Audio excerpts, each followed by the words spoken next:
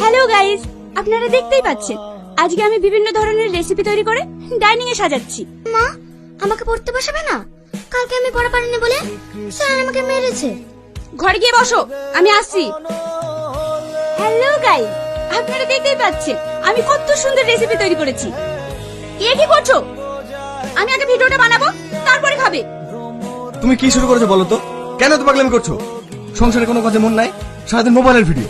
মেয়েটাকে পড়তে বসানো বন্ধ করে দিয়েছো। তুমি কি চাইছো? আমি নিজের পায়ে দাঁড়াতে চাইছি, বড় ইনকাম করতে চাইছি। তোমার কাছে আর হাত পেতে টাকা নিতে চাই না, তাই ইনকাম করার চেষ্টা করছি। দেখো, এসব ভিডিও ফিডিও করা বন্ধ করো, একটু সংসারের কাজে মন দাও। আমার কিন্তু কোনো কিছু ভালো লাগছে না। তোমার ভালো লাগা না লাগে আমার কোনো যায় আসে না।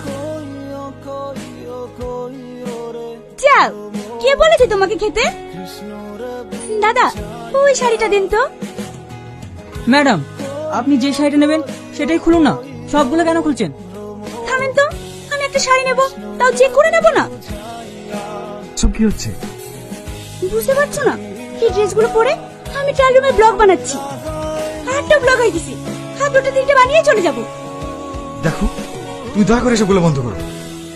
বকো না তো, তুমি তো আমাকে একটা ড্রেস কিনে দিবা, ওই যে আমি একটা ব্লগ বানাতে পারবো। সবাই বলবে না আমি একটা ড্রেস পরে ব্লগ বানাই?